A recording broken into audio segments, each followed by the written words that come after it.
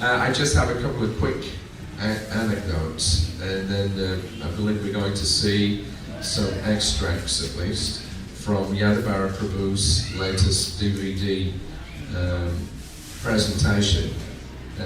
Those of you that haven't seen those yet, they're really fabulous presentations. All the films that have been collected up over the years of Prabhupada's, different pastimes and Lilas, and Yadavara spent years going around tracking down devotees that were there at the time when those particular films were made. And he interviewed them, so they give a description of what was happening at the time when that film was made. So he's just come out with number 4, is it? Yeah. He's just come out with his 4th DVD. They're about 2.5 hours long each.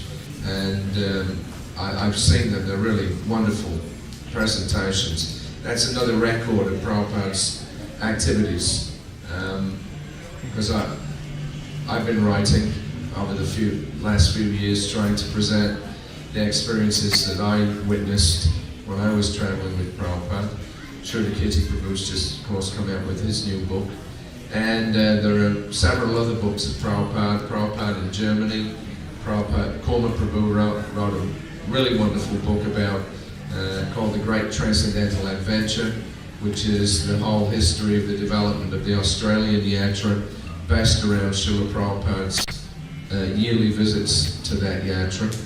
And there's a few other written records, but there's also a whole library that Siddhartha Prabhu's been putting together, the memories tapes.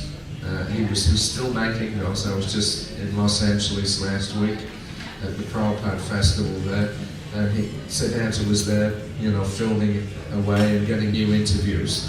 So he's got a whole series coming out. So we're building up gradually a record, transcendental record of Prabhupada's appearance and activities. And when I'd just begun my writing, I got 1 volume out. And then what I thought would be nice is if I could get a scholar to give a foreword for each volume. So I got the first volume out, and I wrote to Professor Thomas Hopkins, who's very favorable. He met Prabhupada personally in, I think, 75 in Philadelphia, and he's spoken very favorably about Prabhupada. So I wrote to him and I asked him, would you do the foreword? So he said, yeah, just send me the material. So I sent him the first volume of my book, and then I sent him the manuscript for the second volume. Then after some time I rang him up and I asked him, have you had a chance to read through it? So he said, well, I've read a fair bit of it. And he started laughing. And he said, you guys, you've got more on one day in Prabhupada's life than the Christians have got on the whole life of Jesus.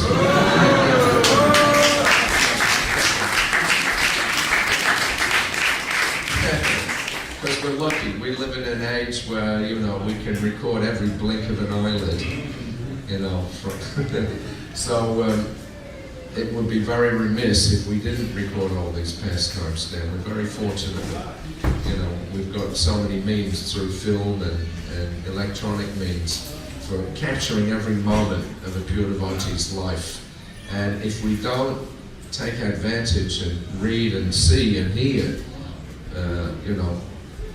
really take advantage of that record that's been left for us, then that's really a serious indictment of our own consciousness.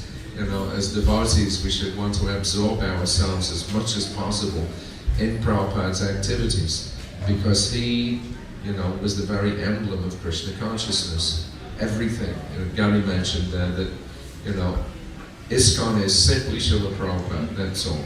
Every standard that we have, all the examples that we follow, they're all just Srila Prabhupada. He was the only person that we knew who was fully Krishna conscious. And the whole society and now a worldwide movement, which is ever increasing, it's all based on Prabhupada. So we really have to keep our consciousness of Prabhupada at the forefront. Otherwise, of course, we look at the history of many religious movements. After a great leader leaves, there's always some kind of confusion, there's fragmentation, then you get different groups forming, and gradually they deviate from the original message and activities of the founder. So we have a great responsibility to make sure that Prabhupada remains at the center of all of ISKCON's activities, on a daily basis. So anyway, a couple of little anecdotes that came to my mind when I was hearing some of the other stories. Srila Prabhu was saying about the sock tea. They took Prabhupada's socks and boiled them and then drank the tea. Srila Prabhu, he was in the Sydney Temple when I first joined in early 1972, and he used to tell us stories all the time because he'd been Prabhupada's servant in 1967, and of course Upendra was back on the party in 75, and he was also, from April until Prabhupada's disappearance in November of 77, he was serving Prabhupada.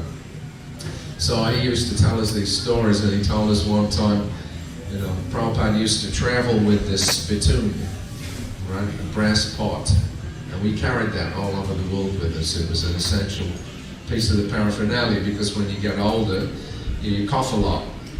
You get too much mucus in your system. So Prabhupada used to use this spittoon, and he would keep it under the desk. So one day the spittoon wasn't there, so he rang the bell, and Upendra came in and he asked him, "Where's my spittoon?" And then Upendra said, well, they took it away, they forgot to bring it back. So they took it away, and Prabhupada said, well, why did you take it? And then he said, well, we saw the spittoon was half full, so we took it away and then we shared it out and drank it.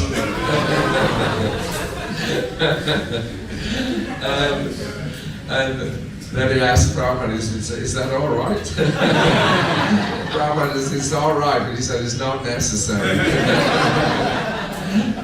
But that was the kind of, enthusiasm the devotees had to get any, nectar from Srila Prabhupada. A similar story to that one, of course, was when Prabhupada was visiting Jagannath Puri in 1977. And this was on the 26th of January. Prabhupada had stayed for 2 days. He stayed overnight. And he decided in the morning that he would go, instead of taking his bath after his massage, as he regularly did, he wanted to go and bathe in the sea. So we went down, and we had this wonderful pastime. Prabhupada standing on the edge of the ocean in Jagannath Puri, probably where Lord Chaitanya and his associates used to bathe. And, we had this very transcendental experience of being able to bathe Srila Prabhupada in the sea. So at one point, Prabhupada bent down and he scooped up some seawater, put it in his mouth, swilled his mouth out, and then spat it out. And Guru Kripa was there, and he was watching. And as soon as Prabhupada spat it out, his hand shot out, he caught the water, and he drank it right in front of Prabhupada. And Prabhupada laughed, he really liked it.